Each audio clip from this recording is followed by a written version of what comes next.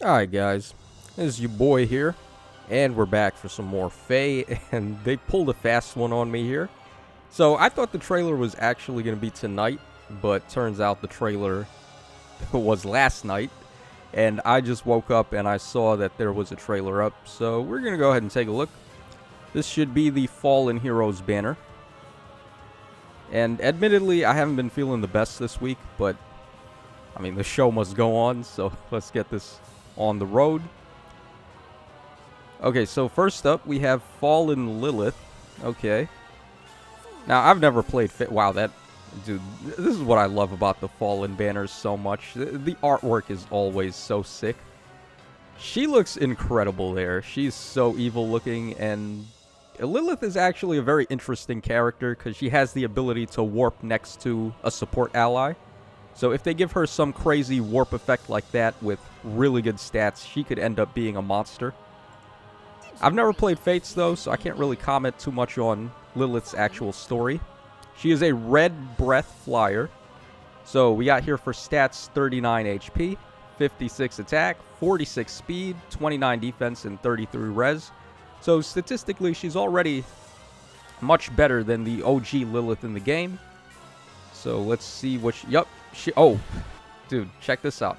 So, you guys thought Lilith's original version was badass. This one looks like they can warp 2 spaces to a support ally. So, like, they have support with Plumeria here, and they're jumping 2 spaces ahead. That is going to be really, really strong, man. That's so good.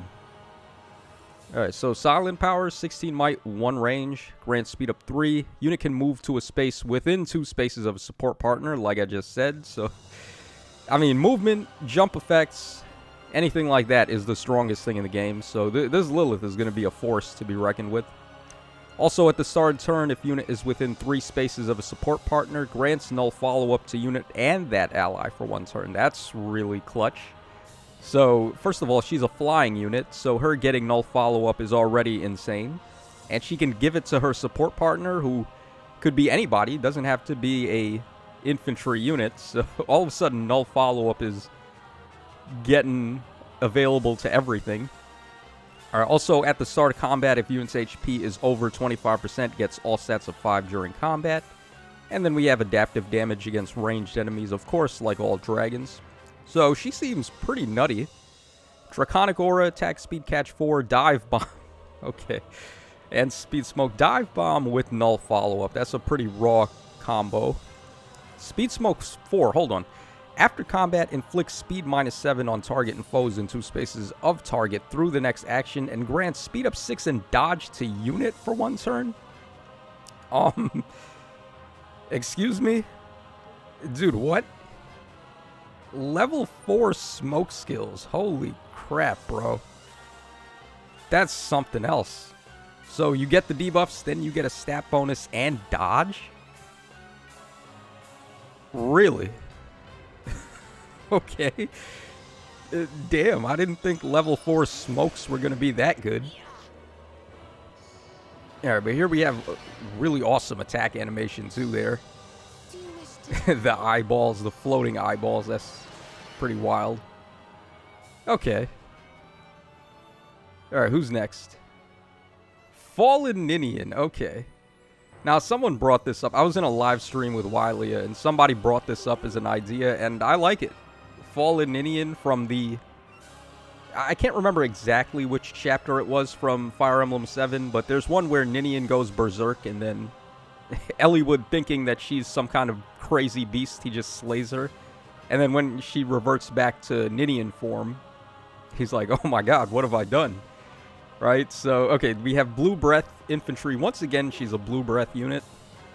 Yeah, they could have mixed it up. They could have made her colorless, I think. Yes. But it's okay. So we got 50 HP, 45 attack, 42 speed, 25 defense, and 41 res. Very weak statistically, but that HP is all she needs if she's a dancer, right? So let's see what she's got. Alright, Enveloping Breath, 16 might, 1 range, grants res up 3. If Singer Dance is used, inflicts attack and res -7 and guard on foes in cardinal directions of unit, and target through the next actions. At the start of combat, if unit's HP is over 25%, grants speed and res up 6 during combat. And if foe's range is 2, gets adaptive damage. Okay, so it looks like a better version of Nils, honestly. Well, I guess it goes back and forth, right? So when Nils uses play, he inflicts all stats -4 to the nearest target in 4 spaces. Whereas Ninion is doing it in cardinal directions. She inflicts attack res -7 and guard when she dances. So pretty nice support. I mean, they go back and forth because the opponent may not necessarily be in cardinal directions, but in that same regard, it's not too difficult to set it up so that you hit something in cardinal directions, right? And then at the start of combat, she gets speed and res up 6. Her stats didn't look that great, but I guess sure. Alright, Call to Flame grants another action to target ally, and grants attack up 6 and special cooldown charge +1 per attack during combat to that ally for 1 turn. Well now. Okay, that's a very good dance effect. Also, if target ally is a dragon, target can move 1 extra space. Wow. They actually put it in for dragons for once. How you like that dragon support? Okay. So you get breath, attack up 6, and +1 move if you're a dragon. Very good dance there. Blue Dual Infantry 4, sure. Odd Pulse Tie, okay. And Cross, finally, they bring back Cross Spur Attack, right? Yeah, that's pretty good. This is going to be a very nice dancer here. Now, she herself doesn't move 3 spaces, and she's infantry, so she can't do, like... Or she can't move 3 spaces, she can't fly over obstacles, but... I mean, it is what it is. Alright, Ninion's dragon looking as awesome as ever. Oh, is that Gustav?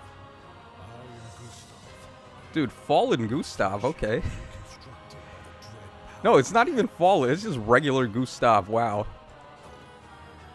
Man, Gustav sure has fallen on hard times if we're just getting his regular version here. Headsman Glitner.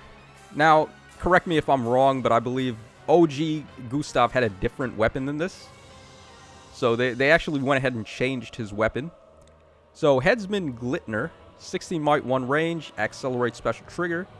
At the start of combat, if unit's HP is over 25%, inflicts attack speed and defense -5 on the foe during combat. Grants special cooldown charge +1 to unit, and inflicts special cooldown charge -1 on foe per attack during combat.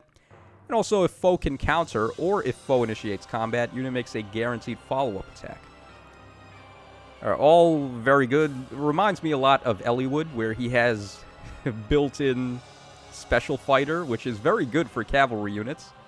Also coupled with -1 special trigger, attack speed and defense -5 on the foe, and then guaranteed follow-up.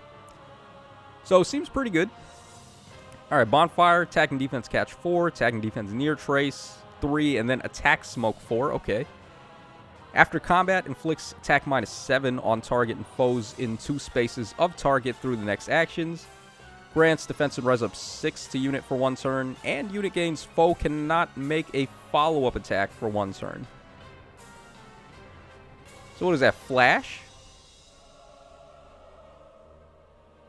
Interesting, but like, okay, so if you use attack smoke 4, you have to attack first to gain foe can't follow up, right? So then that means you would have to dance on the unit so that they can attack again and actually make use of that. I don't think this is quite as strong as what we saw with Speed Smoke 4, but you're getting defense and res up 6. You're getting 2 stats there, right? Or no, my bad, guys. Foe cannot make a follow-up attack. That's not foe cannot make a counter attack. So foe cannot make a follow-up. That would be wind sweep, but this is foe can't make a follow-up. So that's impact. Okay. And then you get kind of different than what you would expect, right, from attack smoke 4. I was thinking maybe they'd get dominance, because like speed smoke makes sense that they get dodge. Attack, you want to do more damage, you would think they would get dominance or something, but maybe that'll be on defense smoke 4 or res smoke 4, but defense and res up 6 and blocks their follow-up. He gets a guaranteed follow-up. As long as the enemy doesn't have null follow-up, which they probably will, given we just got that Lilith at the start of the banner and how common that skill actually is, he's going to be nutty. against non-null follow-up units. Very interesting. Okay. And to wrap us up, who is last? Okay, Rhea. Oh boy, I fear for KCB's orbs here. Alright, so Fallen Rhea. She's a Colorless Breath armored unit. Okay. So what do we got from Rhea? No Risen King Crom still. Kind of a disappointment, man. I've been waiting on that Risen King Crom. Everyone has been, and we're just not getting it. So, Ruinous Frost, 16 might, 1 range. Accelerate special trigger if foe initiates combat or if foe's HP is over 75% at the start of combat. Grants attack up 6 to unit. Inflicts attack -6 on the foe. And unit's first attack deals 40% of foe's res during combat. Oh, couldn't that be her own res? Because I'm sure her res is going to be better than the foe's, but still. Also, both unit and foe cannot make a follow-up attack. And then adaptive damage against ranged enemies. So just a recap, we got -1 special trigger. We got Light Spendthrift with attack up 6 and attack -6 to the foe. First attack deals 40% damage of foe's res. That's... I mean, it's going to scale depending on who you're attacking. So if you're attacking a tank, it's going to be pretty good. If you're attacking a glass cannon, it's not going to be that good, but still... That's a lot of true damage to be gaining regardless. So that's very powerful. Alright, then we have Glimmer, Bracing Stance 3, True Dragon Wall. Okay, he outthought Dragon Wall was good here. Here comes the big brother to Dragon Wall. If unit's res is better than foe's res, reduces damage from attacks during combat and from AoE specials by a percentage equal to the difference between stats times 6. Okay. For this unit's first combat in player phase and enemy phase, and percentage equal to difference between stats times 4 for this unit's second combat or later. I like that. Okay, so on the first combat, she gets 60% DR, possibly. On the second combat, she gets 40%. So they made it so that it's not a one-and-done thing, like where Nemesis gets his damage reduction once per turn. That's not going to be the case with this. Alright, also, if Dragon or Beast ally is on your team, excluding unit, recovers 7 HP to unit at the start of turn and after combat. So she seems really powerful to me. Like, this 40% of res damage during combat to the foe, that's something else. That's like next level damage. She is going to be hitting so hard. But comparatively to Fallen Edelgard from last year, I feel like Fallen Edelgard was just doing more things. Because Fallen Edelgard has DC built in. She gets -1 special trigger. She essentially does the same attack up 6 and attack -6 to the foe. She blocks both allies' like, she blocks her own follow-up and the enemy follow-up. She gets special fighter. She gets, when she transforms, she can attack 3 times per turn, essentially. If you give her Gale Force, she gets the 7 HP healing. She has damage reduction. It's like, they tried to, I don't know, like, take a lot of the things that Fallen Edelgard does and incorporate them here. Reyes certainly powerful, but like I said, I think Fallen Edelgard might just be better for the triple actions per turn. And then we have near save as well. Makes sense. The final boss right there from Crimson Flower. That's why I love that route so much. You actually fight a dragon at the end in classic Fire Emblem fashion. Alright, Sissy's back once again. Alright, Sissy is such a mean girl. Poor Veronica, man. Like, I don't know how this story is going to end up, but we need to save Veronica from Sissy. Sissy has gone too far this time. Alright, no special character on the map. I wonder who the Grand Hero battle is going to be. Actually, I can look that up. Hold on. Let me just open my game real quick. And we'll take a look at who this Grand Hero battle unit is. Banner drops on the 10th, like we knew. So when is the data mine then? Because the banner dropped a day early. I think the data mine should be tomorrow night. Of course, we're going to be able to spark. I think I'm going to summon on this banner because there's just so much on here. I'm not sure who I'm going to spark. Probably Lilith. Honestly, like, Lilith's movement and null follow-up support seems like the best thing here. Alright, let's take a look at this notification in-game, see if there's any info. Alright, next Grand Hero battle is featuring Morim. Wow, Morim. Morim at last. Okay, so there's a little meme where... I don't know if I've ever done this on a video, but I keep calling Mordecai Morim. Because Morim is another tiger beast you get from the Tellius games. I don't know, Morim to me was always the cooler one, because he's got, like, the headband, and he's hanging out with Tormod. Morim is really cool, but Mordecai, not so much. I always preferred Morim over him.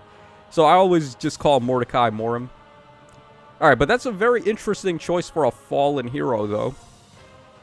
I don't really know what was so fallen about Morim. There was nothing really. He wasn't really a fallen hero. So, I don't know. Interesting choice for the GHB. Yeah, but like I said, I'm going to spark. I'm probably sparking Lilith. To me, she seems like the best of the batch overall. Well, I mean, Reyes is really good. Ninion's pretty good too with that monster HP. And you can run like Sudden Panic, Infantry Pulse. She comes with a Pulse Tie skill. Like, there's a lot of things you can do with her high HP. But her not being a flyer or cavalry, I think... Not that she would be, because it's Ninion. She's always going to be infantry. I think it would have helped her out a little bit, though. Like, comparatively to the other dancers in the game that can move 3 spaces or fly over obstacles. It's just better to have high mobility on the dancers. But we'll see. I'm sure she's still going to be quite good. So, yeah, let me know in the comments section what you guys think. R.I.P. no Risen King Croms. R.I.P. no Fallen Grail. I really wanted him as well. There's no Nurgle either. I can't believe Nurgle is still not in the game.